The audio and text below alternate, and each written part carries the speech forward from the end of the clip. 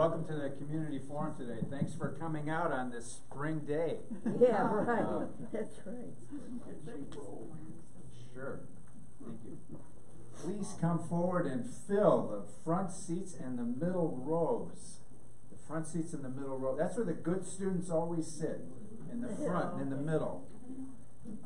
I'm Bob Moran, and Wayne Jennings and I coordinated today's forum, which is titled, I forget the title, but we're going to be learning about anti-Semitism. I'm sorry? Is your mic on? Yes, you can't hear? Yeah. It's on.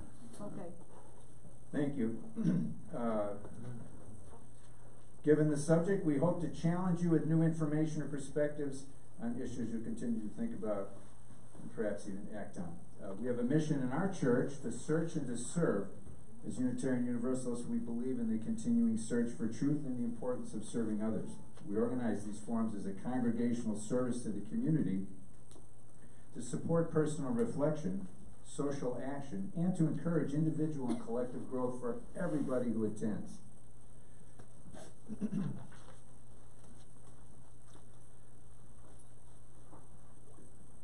We came up with this topic not long after the murders at Tree of Life Synagogue in Pittsburgh, October of last year, only several months ago.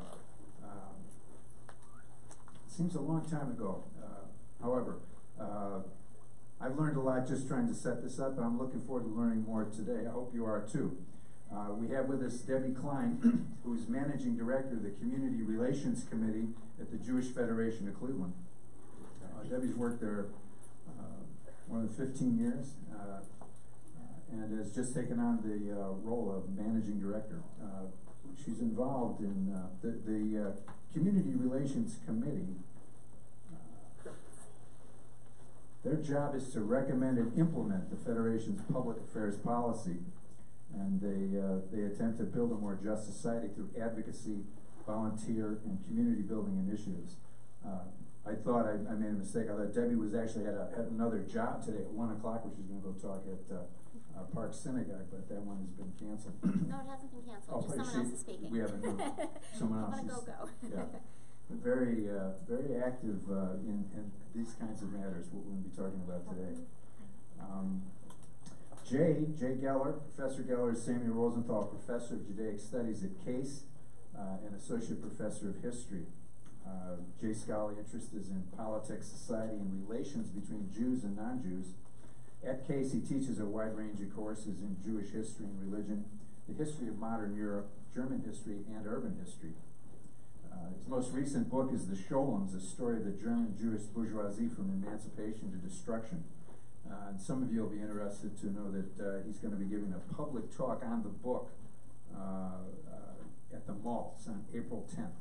April 10th, 7 p.m. That'll be publicized. April 10th, 7 p.m. You can hear Jay talk about his book, The Scholems, which does include Gershom Scholem. Did we bring yeah. So there are a few flyers about the book for those of you who are interested in this interesting subject. Debbie's going to speak first, then Jay's going to speak. We're going to finish the presentations about 10 o'clock, 10:05. Give you an opportunity to sign up for our mailing list. If you're not on the mailing list, if you're not getting emails telling you what the forums are, please sign up and you can get those. And then again at 10:05 we'll have questions and answers. So with no more, here's Debbie Klein. Thank you. Can you hear me through the microphone? Just put it up higher. Yes. Can everyone hear me? Yeah. Okay. It's hard to tell when you're sitting here. Good morning. Thanks for coming out on this snowy morning. Like Bob said, I'm Debbie Klein. I am the Managing Director of Community Relations at the Jewish Federation of Cleveland. In community relations, our primary goal is to establish relationships outside the Jewish community. We understand the value of getting to know our friends all over the Cleveland area and understanding their priorities. Sometimes we have the same priorities, sometimes we have different priorities, but it's important to form coalitions to work together around things that make a difference in greater Cleveland. So that's a big part of what I do. A piece of that is looking at and responding to instances of anti-Semitism, which is what brings me here today. But when we do that in partnership with other organizations like the Anti-Defamation League and the American Jewish Committee. So we have a lot of really excellent organizations in town who work to address some of these issues, and a lot of experts like Jay also who address these issues. I mean, anti-Semitism. That's better. Working better. Suddenly I heard myself. Anti-Semitism has been around for a very, very long time. It's made headlines more recently, obviously, with the Tree of Life shooting in Pittsburgh, which was obviously devastating to the Jewish community. Although we're equally as devastated when things happen like what happened in New Zealand just a couple of weeks ago. And what's heartening, I think, and one of the main reasons I love working in community relations, is that when we had a vigil following the Pittsburgh shooting, the outpour of support from those outside the Jewish community was unbelievable.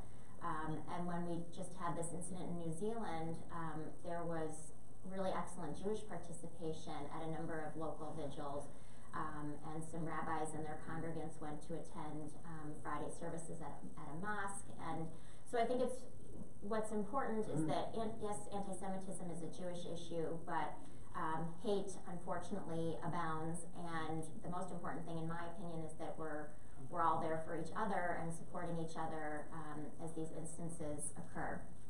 So I'm going to talk a little bit about anti-Semitism, a little bit historically, a little bit more the direction that it's moving today, both in terms of anti-Semitism on the right and anti-Semitism on the left, and then Jay will, I think, go a little bit more in depth in some of those areas. So, just turn a bit so I can see what slides I'm looking at. So, anti-Semitism has really evolved over the years. There's the traditional anti-Semitism that I think a lot of people are accustomed to, you know, that are based on radicalization and nationalism. So historically, you know, you see nationalism as being a cause of anti-Semitism. And what we're seeing now is a particular upsurge in nationalism as Syrian refugees and other refugees from the Middle East end up in Europe. You can see nationalism around that. You can see, and you can see that a lot of the European nationalist movements have been linked to anti-Semitic leanings. So, as the world evolves, we've been seeing a change from sort of the traditional anti-Semitism to looking at anti-Semitism juxtaposed with anti-Zionism, and looking at anti-Semitism, some of which is a blurry line between anti-Semitism and anti-Zionism, and some of which where anti-Zionism actually is anti-Semitism. And the challenge for us in the Jewish community has really been identifying where does anti-Zionism cross that line into anti-Semitism? Where does speech around Israel cross over into the realm of anti-Semitism? And that's tricky, and there's not necessarily one answer to that question. We'll talk a little bit more about that. So first, just the definition. Sorry. This is the traditional definition of anti-Semitism from the European Monitoring Center on Racism and Xenophobia. So I'll read it, hopefully you can read that, but just in case. Anti-Semitism is a certain perception of Jews which may be expressed as hatred toward Jews. Rhetorical and physical manifestations of anti-Semitism are directed toward Jewish or non-Jewish individuals and or their property, toward Jewish community institutions and religious facilities. So this is really the longer-standing traditional definition of anti-Semitism. Okay, so some of the contemporary examples of anti-Semitism. Pittsburgh was obviously a perfect example of that. An uptick in white supremacy. Those are examples of that. Accusing Jews as a people of being responsible for the act of maybe one Jew, or one person who's not even Jewish, potentially. Or accusing Jews as a people of being responsible for everything the state of Israel does. Those are contemporary examples of anti-Semitism. Certainly anything that denies the Holocaust, or, you know, when people say that the Jews are over-exaggerating what happened in the Holocaust, those are examples of anti-Semitism. And also, which we've heard in the news lately, because of some recent comments made by a new congresswoman from Minnesota, accusing Jewish citizens of the United States of being more loyal to Israel, or of feeling their Jewish priorities take precedence over their priorities as Americans.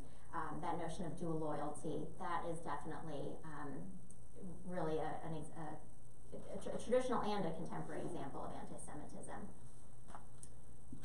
So we see anti-Semitism. I think anti-Semitism historically you saw more on the right. I'm going to talk a little bit about that, but then I'm also going to talk about anti-Semitism on the left. So these are some traditional examples of anti-Semitism on the right.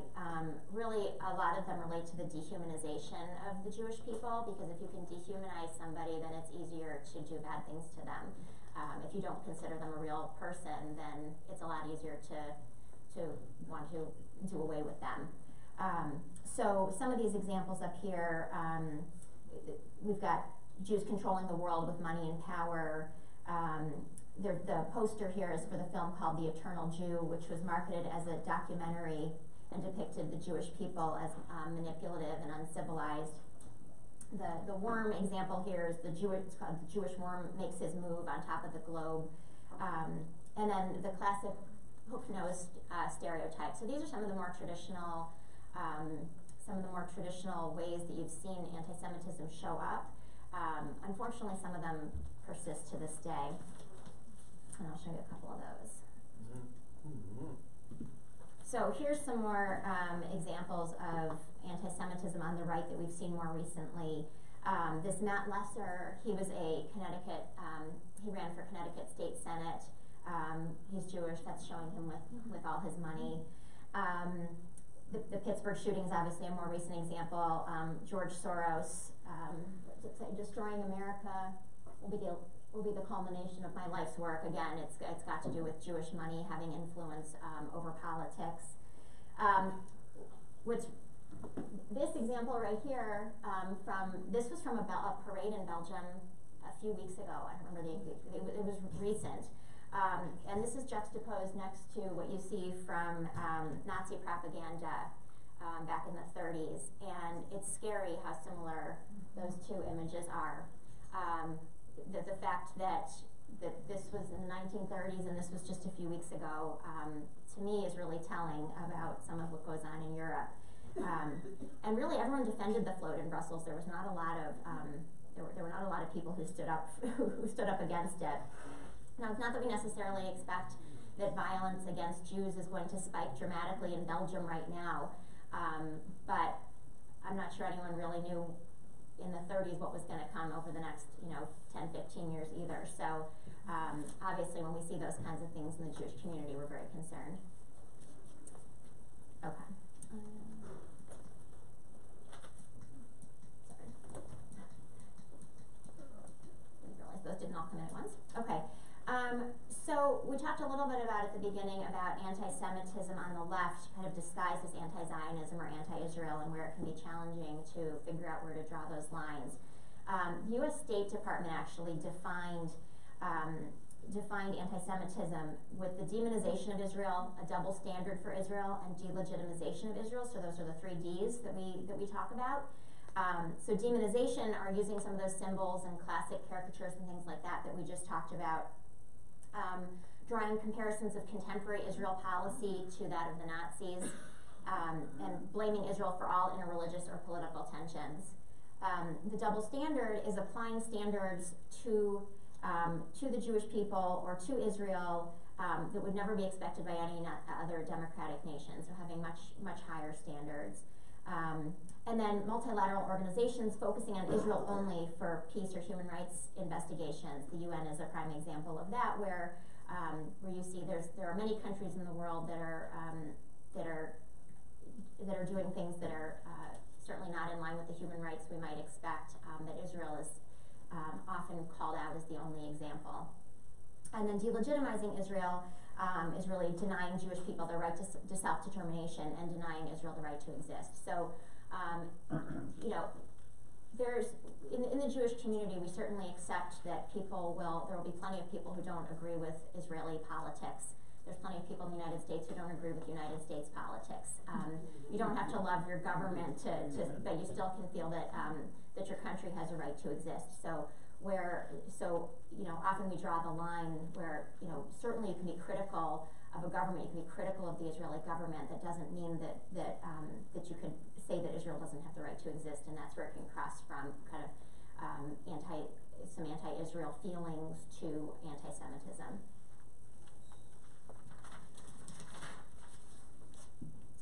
And then I think Jay is probably going to talk about,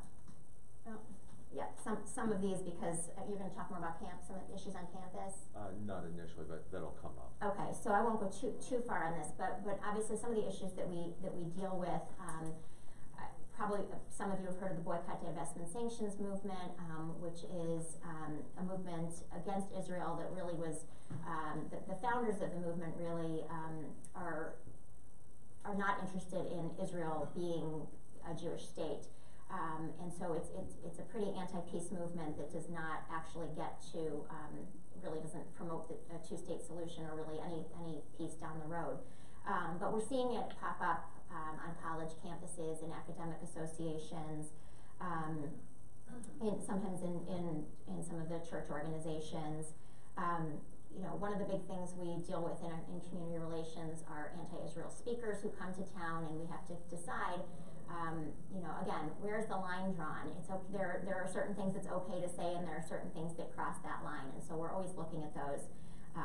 But I would certainly say I would encourage you, if you have questions about a speaker, if you're going to something and you're curious kind of what perspective that person might be coming from, I'm always happy to be a resource.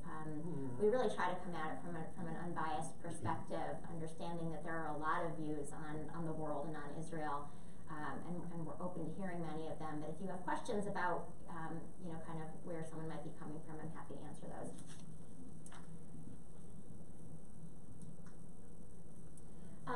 And so this slide talks a little bit about intersectionality, and intersectionality is really where it's defined as the interconnected nature of social categorizations such as race, class, and gender as they apply to a given individual or group, regarded as creating overlapping and interdependent systems of discrimination or disadvantage. So what that basically means is if you feel strongly about one particular social issue, and you feel strongly about another social issue, that they should be, you can feel strongly about them together, and so intersectionality can be a good thing. But where it gets tricky for Israel is that a lot of times many social justice causes will take on the plight of the Palestinians, which again is completely fine. There's no question that that the Palestinians have a lot of challenges themselves. But the problem is then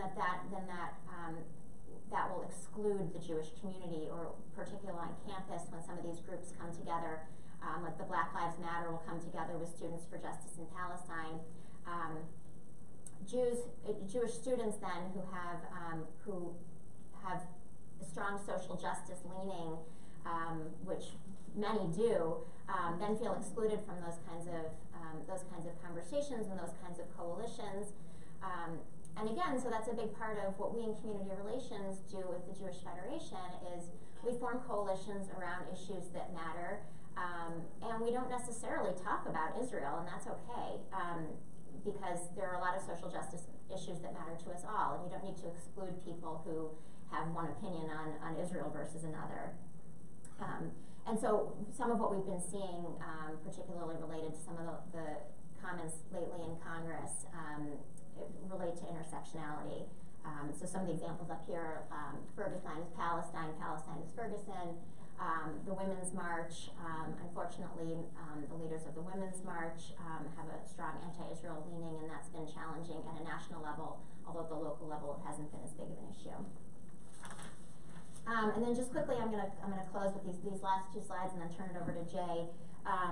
This is the pyramid of hate that the Anti-Defamation League put together. And basically at the bottom, it's pretty small, but at the bottom is bias, and then it moves up to individual acts of prejudice, then discrimination, then bias-motivated violence, and then genocide. So it's not to say that we're concerned about genocide again, but clearly, even in the last several months, you've seen bias-motivated violence, and so it's scary to kind of watch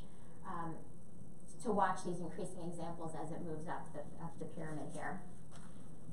And then finally, I think I've talked a little bit about this as I've gone through some of the core strategies that we employ related to community relations. Like I said, we work with the ADL to respond to day-to-day anti-Semitic incidents. We lead and organize community responses to larger scale anti-Semitic events. We work with our local Hillels and our local faculty to address campus issues. But I think most importantly, we build relationships across different communities because the more relationships that exist across different communities, the less likely that issues are ever going to occur. Because if we all know each other and we know that we all have a lot of the same values, then some of the stuff we differ on becomes less important. So I'm going to stop there. Thank you very much, Debbie. Next we'll hear from Professor Geller, Rosenthal Professor of Judaic Studies at Case. Lights.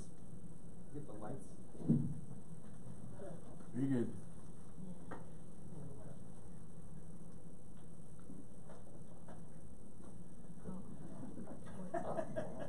Good morning.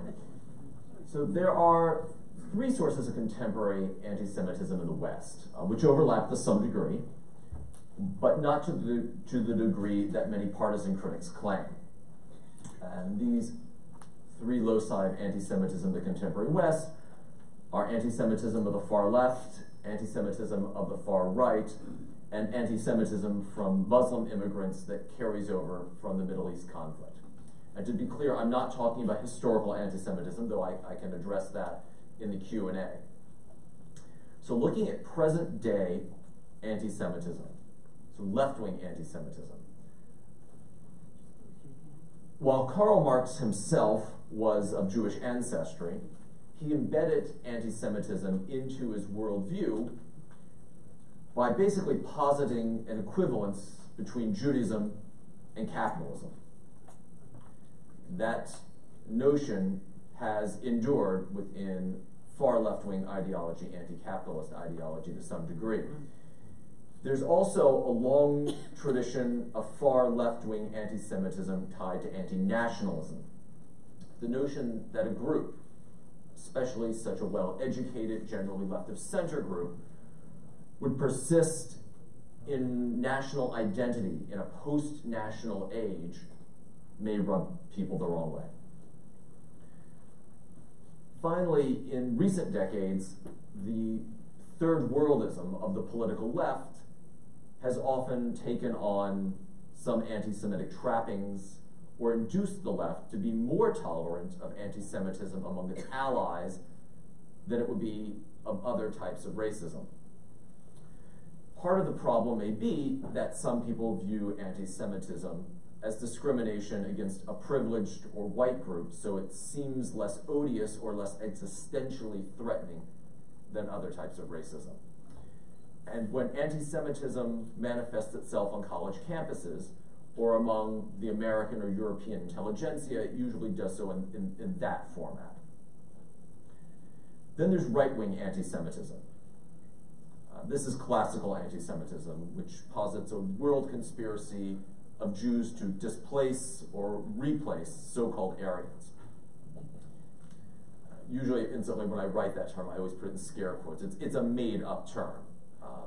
You should never really use that term as if it's a legitimate term, Aryans. It's made up, essentially, or misappropriated by anti-Semites in the early 20th century.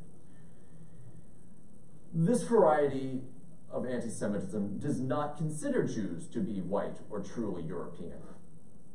So here we already see a paradox or a contradiction at work. We're all aware of the chants in Charlottesville, Jews will not replace us. And the killer in Pittsburgh clearly believed that a Jewish immigrant aid organization was part of a conspiracy to bring down white America, a conspiracy that extended all the way to a single synagogue in Pittsburgh. If you had asked me 5 years ago about this sort of anti-Semitism, I would have said that it was virtually non-existent or utterly on the fringes of American society. But we know since Charlottesville and Pittsburgh, it's quite alive in American society, and I'll talk about that in a moment.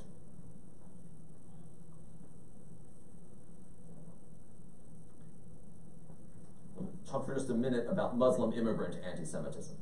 Simply put, this is anti-Semitism, discrimination against Jews, deriving from Muslim immigrants' anger over the Israeli-Palestinian conflict.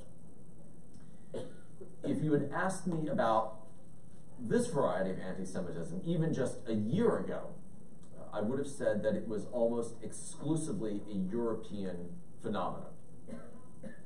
And even in its most extreme forms, its most violent forms, it's rarely present in the United States.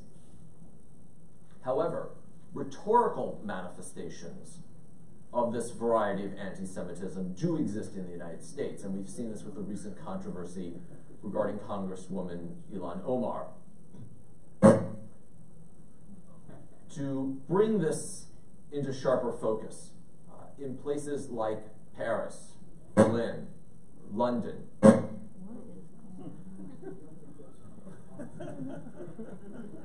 anti-Israel. I can actually dispense with this. I teach the larger school. So, It's not well, it's necessarily. not Israel. Sorry. Technical. Can I swap, please? Is that possible? Of course. That was all. I had it all. Oh, you got it all. Yeah, all right. Okay. I'm sorry. Sorry. Yeah, maybe let's do that, Bob. If this one, although I think it's coming from the central, not. All right. All right. So, no, this is not on. Can you hear me with this? Yeah. All right. So to bring this into sharper focus, in places like Berlin, Paris, London, anti-Israel demonstrations can descend into crass anti-Semitism with cries of "death to Israel" or "death to the Jews." And there have been numerous attacks on individual Jews and Jewish institutions by Muslim immigrants in Europe. Why do they attack the Jews?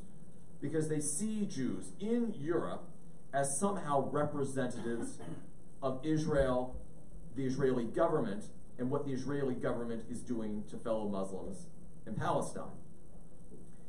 In the United States, we've been fortunate not to have that kind of violence. However, in speaking about Israel and pro-Israel Americans, Congresswoman Omar leaned upon anti-Semitic tropes. What she probably does not know, and what very few observers have acknowledged, is that these rhetorical tropes are not indigenous to the Muslim world. Much of contemporary Muslim anti-Semitism uses imagery that has been lifted from the Nazis in Christian Europe and then applied to attacks on Israel. The final point that I want to address is it worse now? People often ask me, why is there more anti-Semitism now than before? I don't think that there is more anti-Semitism now, or maybe only a little bit more. But what we are seeing are more manifestations of anti-Semitism than before. Since 2016, right-wing anti-Semites have had a green light to bring their anti-Semitism out of the shadows. The Pittsburgh shooter blogged, his exact words, "Screw your optics, I'm going in." Even he recognized that what he was doing was considered wrong by mainstream society. But in the last 2.5 years, anti-Semites on the far right have felt emboldened to bring their ideology into the open. There is no doubt that this is because of the approval that they think they receive from Donald Trump. Now, I personally don't think that Donald Trump is a raging anti-Semite. I don't think he approves of Charlottesville. But he's clearly loath to condemn that sort of anti-Semitism. And his lack of condemnation, or his even indifference to that sort of anti-Semitism, makes the far right think they have his approval, which may be the way he wants. It's a kind of wink-wink. Incidentally, I don't think that it's an accident that there has been more far-left anti-Semitism in the last 2 years. And to be clear, I am not making a quote-unquote very fine people on both sides argument. Not at all. Anti-Semitism of the right is clearly a greater physical threat to Jews than anti-Semitism of the left. But in reaction to Trump, much of the left has become more radicalized and drifted farther to the left. Much of the left has become more outspoken in opposition to policies or positions staked out by Donald Trump and the current Republican Party, which then have had a negative effect on Jews. The eviction of Jewish lesbians from the Chicago Dyke March in 2017 because they flew rainbow flags with a Star of David on them is one example. The increasingly uncomfortable campus climate for many Jews in the face of a re-energized activist left is another example. Some people might see it as part of intersectionalism as the activist left experiences a renaissance. I might be inclined to see it as an unfortunate lack of nuance, self-awareness, and a sort of toss out the baby with the bathwater rejection of many policies and social groups. So when people ask me about a perceived increase in anti-Semitism, I tell them by and large what we are seeing are simply more manifestations of something that has existed but now either has the approbation to come out from the shadows or feels less restrained to explore nuance or to see things in variations of gray as a response to its political opposition. So with that, I'll conclude and we'll open up the floor for comments or questions. Thanks very much, Jay. Thank you, Jay. Okay, friends, this is the moment when you can sign up for the email reminder about the forums that are forthcoming. If you're not on this list, you want to get on it right now. This is your chance. We only have one microphone for questions today. Our microphone holder is very quick on her feet, but you're going to have to be patient regardless. She'll give a mic, and then you ask your question, and we'll hear what people have to say. This one is okay. I'm just curious. Mike has to go right, like, be nice. I'm just curious. In 1984, Jesse Jackson made some bad comments, and he got into some trouble. But since then, I've noticed, has he sort of mended his fences with the Jewish community? Because I know when he ran again in 1988, there was even a group called Jews for Jesse in support of him. Did everyone hear the question? Yeah. The question was, has Jesse Jackson, who referred to New York City as Town in 1984, mend his fences with the Jewish community? I mean, he's not even really on the radar. He's not part of the discussion any longer. So I can't even really speak to that particularly. I just was curious because it seemed like what he said was really bad, but it seemed like I noticed a lot of other Jews get behind him in '88. Thanks, Michael. I mean, again, I can't necessarily address the Jesse Jackson specifically, but in terms of Jews for Jesse, I mean, there are Jews for just about anybody, even if we're shocked that they're supporting. It's actually a group called Jews for Jesus. Right. Right. I mean, I guess my point is in any religion, in any group, there's people that you're surprised they're aligning with, and that's probably no different here. Question? I'm sure you have all heard of J Street, which is a Jewish organization, can't be labeled anti-Semitic, but they are very much opposed to some of Israel policies. Do you feel that they might wittingly or unwittingly give comfort and ideological help to some of the anti-Semitic groups on the left?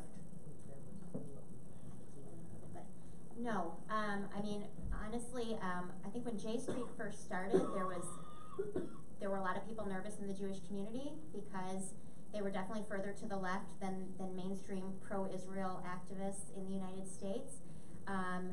But particularly on campuses, but also now outside of campuses, J Street has become a pretty popular organization. They're still smaller than a lot of the other pro-Israel organizations like AIPAC, for example. But J Street believes in Israel's right to exist. They believe in a two-state solution. You know, they have an issue with the occupation of the West Bank. But that's not an unmainstream view now in the Jewish community. And I think that more and more people are becoming accepting of J Street, particularly as there are organizations of Jews that have gone even further to the left from J Street. So in my personal opinion, I think it's really important that we bring J Street into the fold of mainstream Jewish pro-Israel activism. I just wanted two things I'd like to add is I think that before J Street existed, pro-Israel advocacy, that's what I was looking for, pro-Israel advocacy among American Jews was overwhelmingly, if not solely, focused on AIPAC. And many Jews who were politically left of center or themselves were quite critical of the Israeli government, but supported Israel's right to exist as such, were looking for a political voice. And so I think it's actually helpful to have a variegation of pro-Israel advocacy in the United States and in any society, so that those people who are on the left also find a political home. There are voices that are anti-Israel that may co-opt J Street's rhetoric, but that's not necessarily J Street's fault. The J Street says they are pro-peace and pro-Israel. They believe that there should be an independent, sovereign, safe Palestinian state, an independent, safe, sovereign Jewish Israeli state. But if others twist their rhetoric or run with it, that they can't stop that, as to say. But the leaders of J Street would certainly call themselves pro-Israel and denounce anti-Semitism without qualification.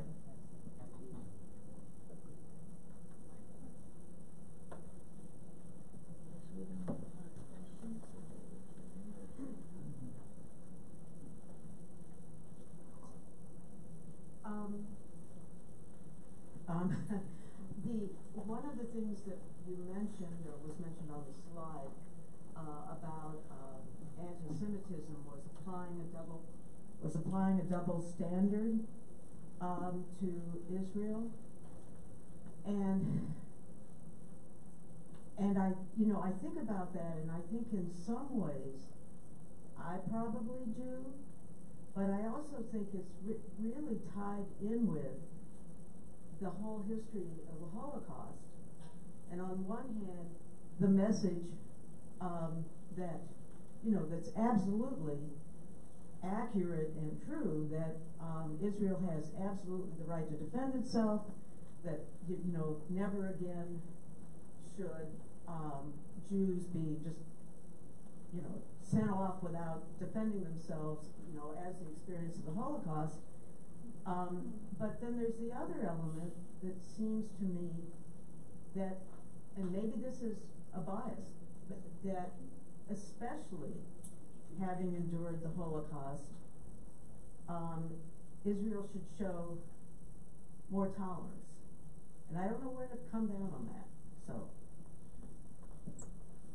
One thing that I often say to my students and to audience is that when we think about Israel's actions or Israel's even existence and criticism of Israel, I actually, if we can, try to divorce it from discussions of the Holocaust.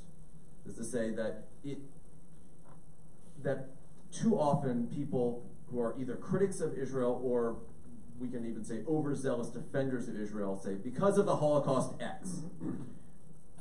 Israel is an outgrowth of a movement called Zionism, a sort of national identity renaissance in the late 19th century, at a time that other peoples were having similar national identity renaissances. That Israel's existence is an outgrowth, ultimately, of a phenomenon that long predates the Holocaust. So I think it's very problematic to say Israel exists because of the Holocaust. Israel exists because of something that is much, much older, longer than that. Now, I understand what you're saying, that you would think that one might think that Israelis might have a certain sensibility because of that experience, but also, you know, it cuts both ways. It's so complicated, and it's also important to note that the majority of Israelis do not have a personal connection to the Holocaust. Vast numbers of Israelis are themselves of Middle Eastern, North African descent, where it's not part of their own personal history. Many others are descended from individuals who came to British Palestine or even earlier Ottoman Palestine before the Holocaust. So it's part of the story or the broader history, but it may not be part of their history. So I know it's there, I know it's part of the discussion, but at the same time, I think we should treat it with caution and not look too heavily upon it.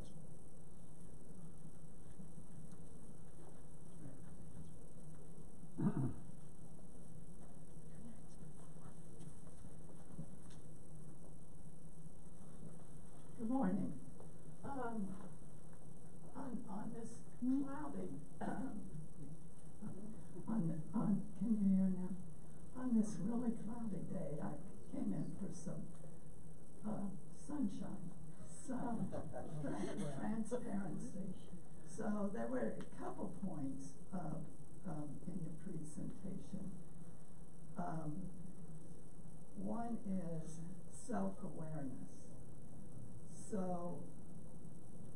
I'm concerned about the self-awareness of the American Jewish community in terms of the treatment of Palestinians and of those of us who are concerned about the human rights of Palestinians. And therefore, the pushback from the Jewish community against the human rights of the Palestinians and the human rights of us Americans who have now had legislation passed in 26 states and coming up with the federal government that if we choose to boycott companies that are making, that are profiting from the occupation, that we can either in Ohio not be able to have a contract with the state of Ohio, or on the federal level, there are fines and prison. Yes. So what is your self-awareness about these issues?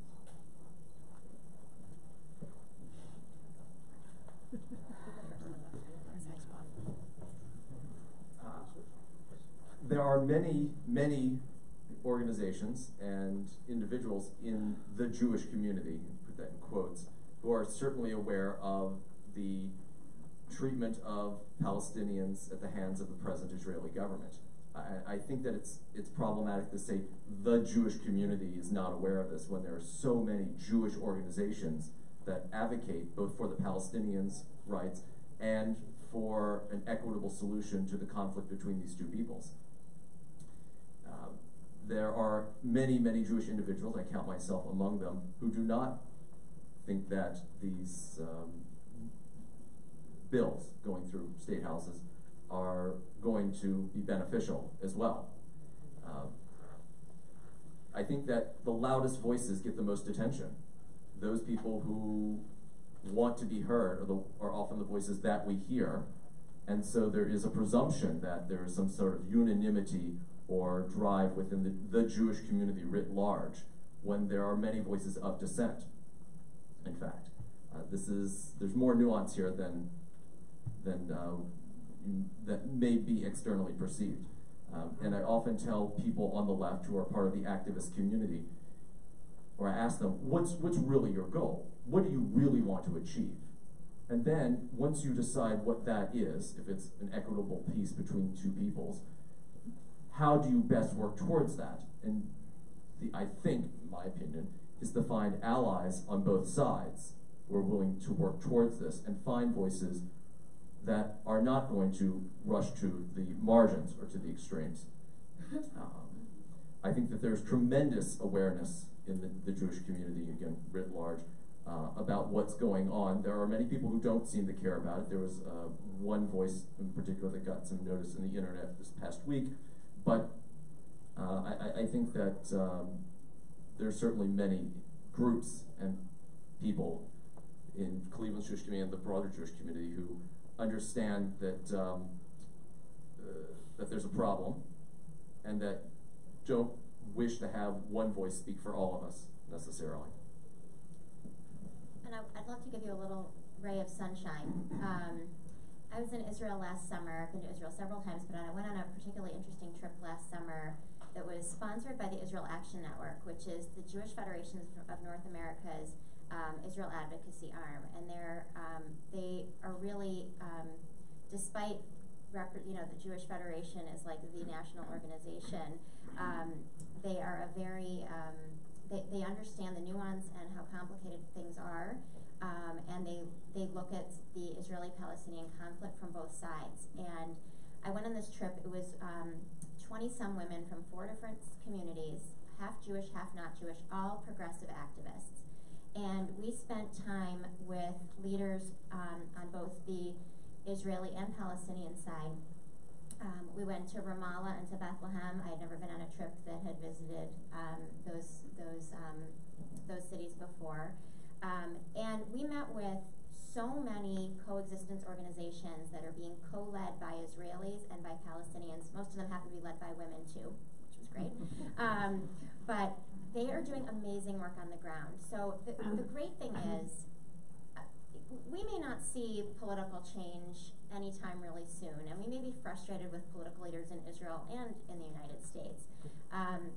But there are so many amazing grassroots organizations doing work on the ground in Israel to bring Jews and Palestinians together, whether it's with kids, whether it's bereaved parents on both sides. I mean, we must have met with at least a dozen organizations, and that was just a drop in the bucket of what's actually there. So when you read all the really terrible news, you're not reading about all the really great things that are going on. So I just want to give you that because I think it's important.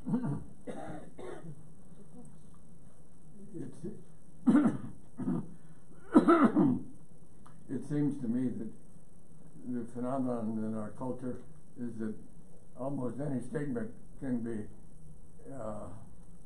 viewed by the listener as having bias, no matter what statement you're at.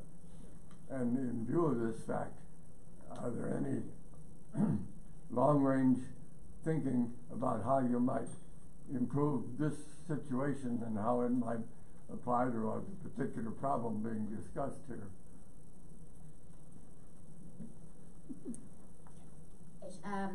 That's complicated. I mean, there are a lot of organizations that do really great anti-bias education and that talk about unconscious bias. I mean, we have them locally. I mean, there's the ADL, but there's also organizations like the Maltz Museum, which does all kinds of tolerance and bias education for students. There's the Diversity Center of Northeast Ohio, which has an entire anti-bias curriculum that they bring to the schools. I mean, I think, in my opinion, I'm not saying it's too late for adults, but I think it's really important that we've got organizations that are working with our youth, and maybe someday it'll be better.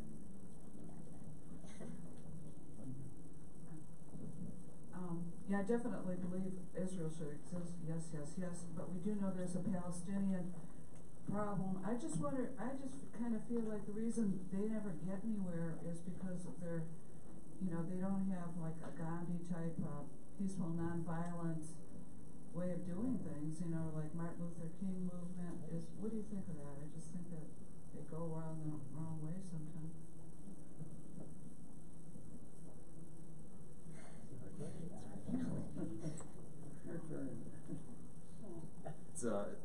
I have to say, it's such a hypothetical that I don't actually know. I can't really say. I mean, there are, I think, again, I'm not a political scientist, I will say that, but I think that the leaderships of the two groups, of Israel and then the Palestinians, is often a manifestation of internal dynamics within those groups. That among Israelis today, if you were to ask Israeli voters, what are your top 5 issues, a two-state solution, while still a majority of Israeli voters endorse that, it's not high on their priorities right now. They're interested in bread and butter issues. And why is it that the leadership of the Palestinian groups, if you even consider that to be an elected, legitimate leadership, why is it who they are? Again, I think that has to do with a lot of dynamic, internal dynamic of the groups. You know, I wish that there were more voices at the top who were interested in talking, but right now, for various complicated reasons, lower down, that doesn't seem to be the case, at any rate. I'm afraid I don't have a better answer. What fallout, if any, do you think there's been on both the left and the right to Trump's decision to recognize Jerusalem as the capital of Israel and move the embassy? Do you want to answer?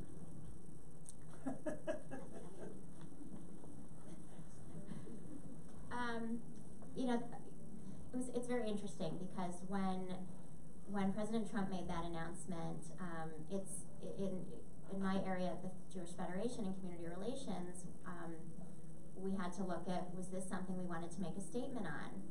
Were we going to come out in favor of this or against it? And we didn't do enough homework because historically, the Jewish community feels very strongly that Jerusalem is the capital of Israel. There's no question. So we came out and said we are thankful. We didn't mention the president because we're very careful not to do that. But you know, that we're thankful that this decision was made. Jerusalem is the historic capital of Israel. And then we went on to say, you know, it's going to be up to those on the ground to really determine what this is going to look like. We didn't really get into the embassy move all that much. But we got a lot of pushback because, yes, the Jewish community by and large wants Jerusalem to be recognized as the capital of Israel. The problem was A, timing, and B, messenger. And so, you know, we had some people on the right thanking us, but more we had people saying, how could the Federation applaud something that President Trump did? And it wasn't intended that way, but there's always unintended consequences to, you know, anytime you say anything. So yes, I mean, I think the majority of the Jewish community agrees that that's a long-term right move, but the timing and the administration that did it was, unfortunately, made it a much more challenging situation.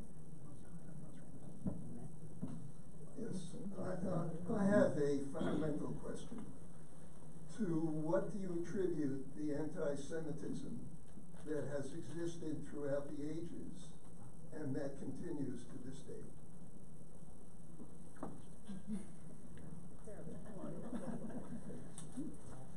So, before I apologize if this is getting a little historical, but Yeah.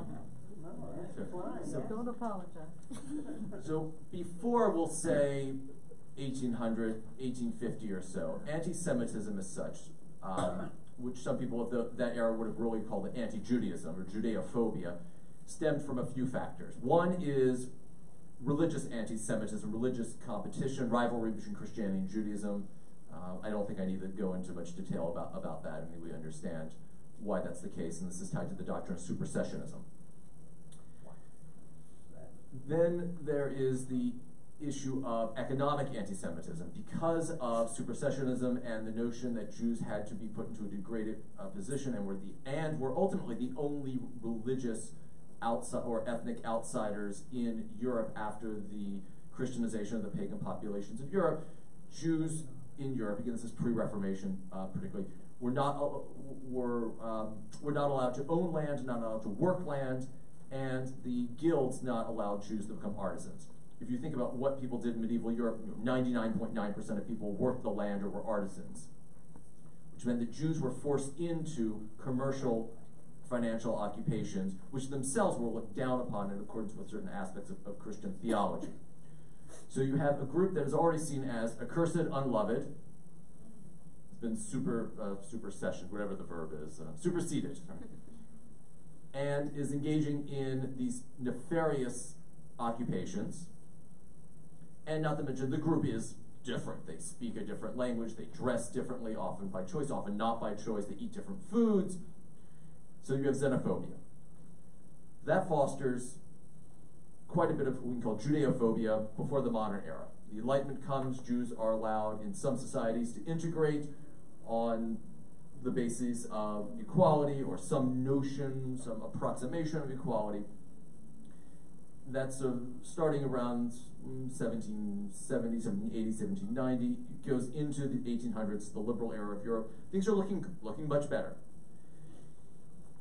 There's a major shift in the late 19th century. So this is what most people consider to be the shift from pre-modern to anti-Semitism, or Judeophobia, to modern anti-Semitism. This is the racialization of anti-Semitism.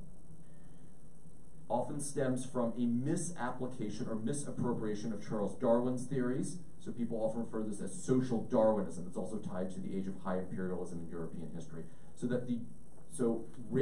Jews are considered to be by these anti-Semites to be a foreign race who are in competition with the master race of Europe for world domination. This is where you start to get the conspiracy theories that overlay the pre-modern Judeophobia. So we can borrow on tropes of why are the Jews all in finance? Isn't it part of the conspiracy? So saying, well, the Christian church pushed them into that. Why are they so different? We know that there's something afoot here, right? And then it starts to build on this, and they say that they're of Middle Eastern heritage, so they're not really Europeans. They've come in, but they look like us. There's something wrong here. So this is where you start to get the conspiracy theories. So again, there's a pre-existing tradition of Judeophobia. It is built upon and expanded infinitely by modern anti-Semitism beginning in the 1880s and 1890s. This is radically exacerbated in Central Europe by the conclusion of World War I, when many of the aggrieved parties on the losing side are looking for someone to blame. There's a certain Austrian who fought in a Bavarian regiment of the war, maybe familiar to some of you, who was one of the individuals looking for someone to blame, and it explodes from there, actually. So that is it in a nutshell, if you will.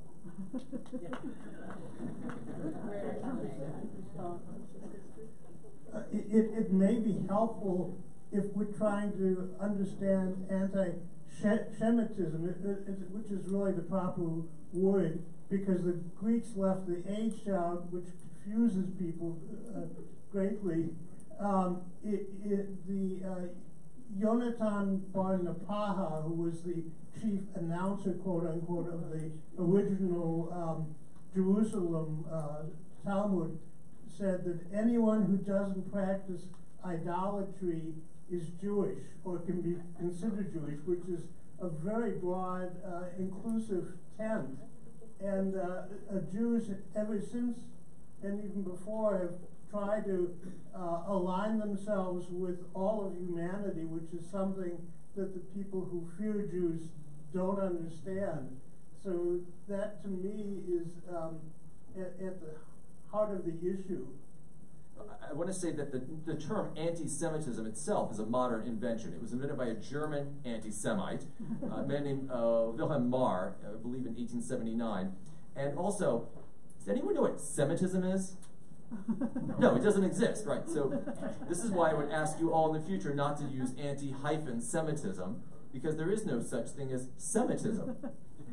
Wilhelm Marr himself just called it anti-Semitism, and he made up the notion that the Jews were somehow, they were Semites, and it's just, in almost every other language there's no hyphen at any rate for this. So it's anti-Semitism simply is a sui generis phenomenon. There is no Semitism to be anti. There's simply anti-Semitism and its opposition to the Jews as such. So it's the origins of the word there. Thank you both for trying to dig down onto a very complex subject. Jay, being part of the university campus, I don't know how long you've been with CASE. could you talk a little bit of the on-the-ground challenges that Jewish students have to deal with navigating this intersectionality of their, and many of them come from homes where you indicated social justice is important, and they think of themselves as caring human beings, and now they're confronted with being called different names, that it's a novel trauma for them. Yeah. So, incidentally, this again is some background for those who are unfamiliar with this. The term you'll hear bandied about a lot these days, intersectionality. It comes from a sociologist, Kimberly Crenshaw, who came up with the notion, which, I mean, to be honest, does not seem that extraordinary, that we experience discrimination along multiple axes. So, a woman like Congresswoman Omar experiences discrimination because of her gender. She experiences discrimination because of her race. She experiences discrimination because of her religion. So she, you could say, is threefold discriminated against. And I think many of us realize that there are permutations and nuances of discrimination against us. Later, this term has been, in some ways, appropriated and reinterpreted to mean a kind of runaway sense of alliance. That Group X is discriminated against, Group Y perhaps it has a different discrimination, but they all see themselves as allies. And in this